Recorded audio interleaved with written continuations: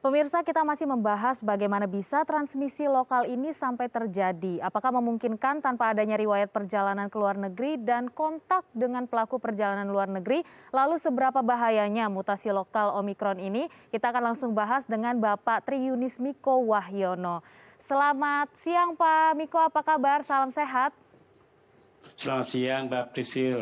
Saya sehat, alhamdulillah. Alhamdulillah sehat. Pak Miko, kalau di segmen sebelumnya saya sudah berdiskusi, menanyakan juga begitu.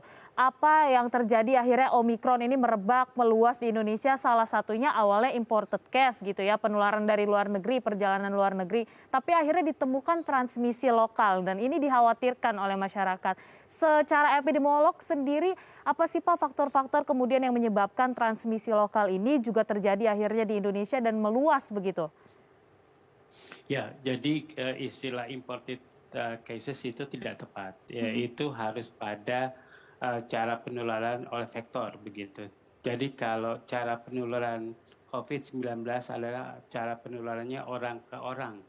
Jadi menular secara langsung melalui droplet dengan jarak tertentu begitu Mbak.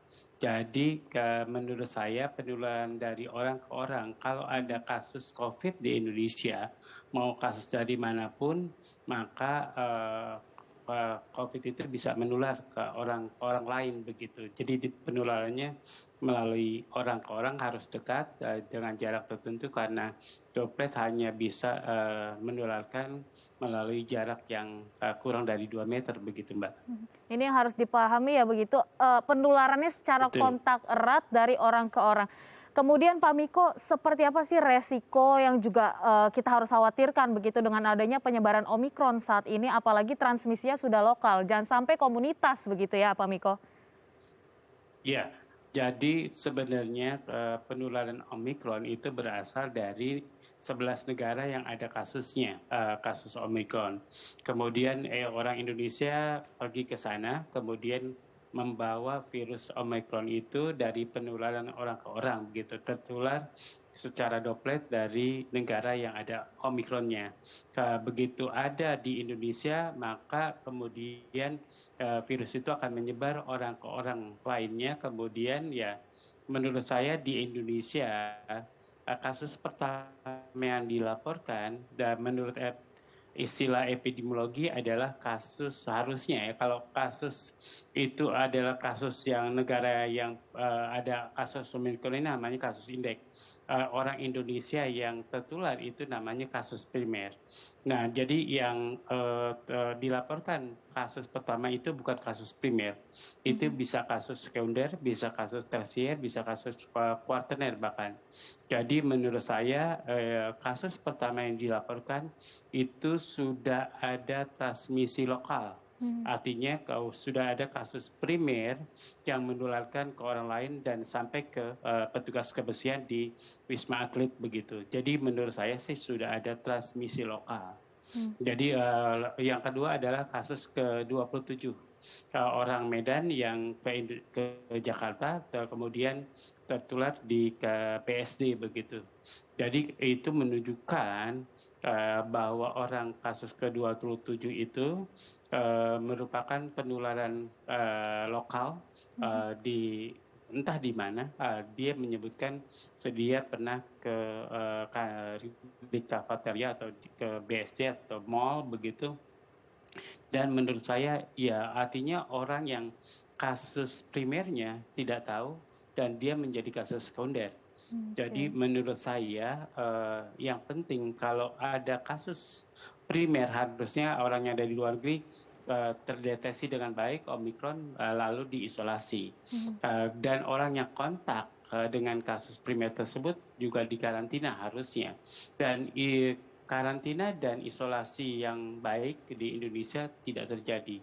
Bahkan menurut saya deteksinya masih lemah di Indonesia. Mhm. Oleh karena itu menurut saya di Indonesia terjadi kebocoran-kebocoran yang sangat banyak begitu terbukti dengan kasus di Surabaya itu bocor dari Denpasar Bali. Mhm. Kemudian kasus Jakarta juga mungkin sudah bocor kemana-mana, belum lagi di Medan, di Batam, belum lagi di Surabaya.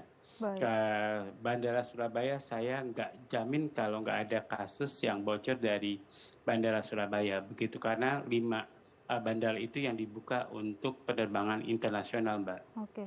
Sebelum kita membahas seperti apa sih pelacakan yang seharusnya dilakukan juga ini agar tadi ya Pak tidak terjadi akhirnya mana yang primer, kasus primer, mana yang sekunder ini kita tidak pernah tahu, belum Betul, ada data jelasnya. Nah, tapi untuk betul. dari penularan mutasi lokal ini apa yang bisa kita pelajari? Apakah ini resiko yang tinggi juga untuk Indonesia nantinya dihadapi dengan gelombang ketiga atau gelombang selanjutnya, Pak Miko? Iya, jadi kalau ada kasus, satu kasus Omikron, itu harus ditelusuri klasternya. Jadi harus terungkap seluruh klaster orang yang kontak terhadap kasus tersebut. Jadi kalau menurut saya semua yang orang yang kontak yang lebih dari 15 menit harus diperiksa spesimen usap tenggoroknya begitu. Kemudian harus dapat dipastikan dia negatif atau dia positif PCR-nya, Mhm. lalu diperiksa genotyping-nya begitu. Oke. Atau sekarang sudah ada regen yang bisa memeriksa PCR dengan Omikron begitu. Jadi ada reagen khusus untuk pemeriksaan spesies Omikron begitu. Mhm. Jadi menurut saya baru seminggu Indonesia punya reagen PCR untuk pemeriksaan Omikron. Jadi menurut saya sangat terlambat Oke. adanya reagen ini begitu, sangat terlambat begitu. Mhm. Jadi kalau sewabah sudah menyebar ya kita tunggu saja meledaknya kapan begitu. Karena kecepatan penularan Omikron ini luar biasa cepatnya, Mhm. seperti India sekarang juga sudah kewalahan dengan Omikron karena deteksinya di India cukup baik. Di Mhm. Amerika juga banyak, tapi deteksinya memang cukup baik. Di Inggris banyak karena deteksinya cukup baik. Kalau di Indonesia menurut saya deteksinya belum cukup baik, sehingga baru ketemu 167 kasus.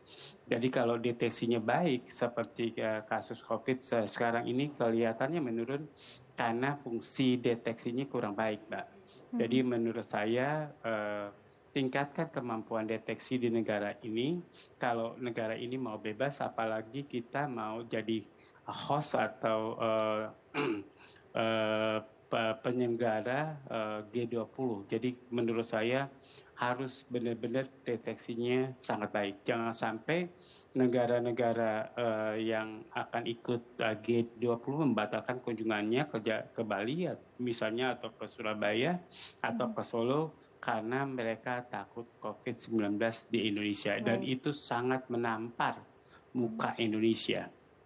Baik, ini dia yang masih jadi PR begitu ya Pak Miko, bagaimana pelacakan ini Betul. harus semakin masif, kemudian juga penanganannya harus semakin baik. Nah, terakhir mungkin Pak Miko, apa yang harus kemudian diperhatikan baik pemerintah, masyarakat menghadapi adanya juga penemuan transmisi lokal dari Omikron yang saat ini semakin hari semakin meningkat begitu Pak Miko? Iya, memang Indonesia tidak takut dengan Omikron sama dengan Amerika.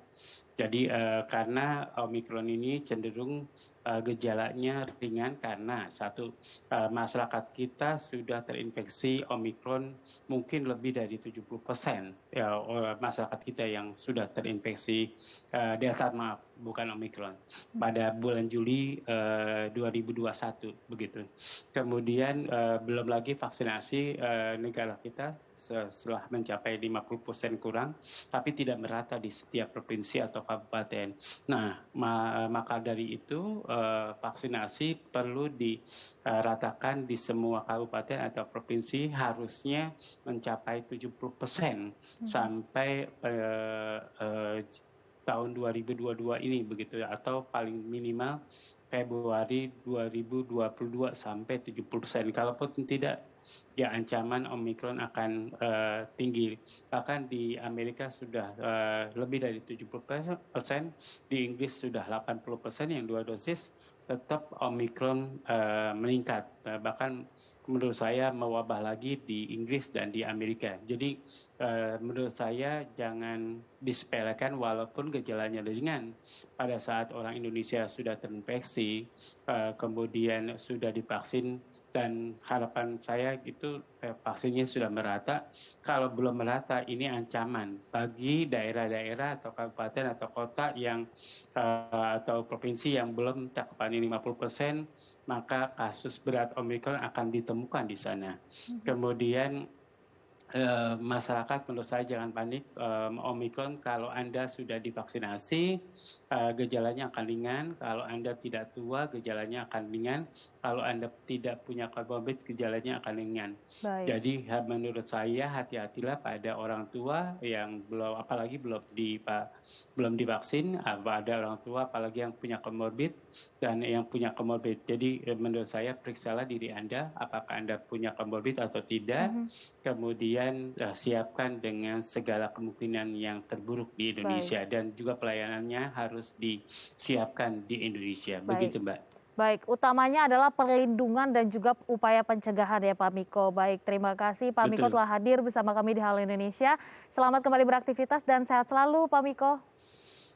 Sama-sama, Mbak. Ya baik pemirsa, pernah mendengar kuliner bernama mie durian? Informasinya sesaat lagi, untuk itu jangan kemana-mana, tetap bersama kami di Halo Indonesia.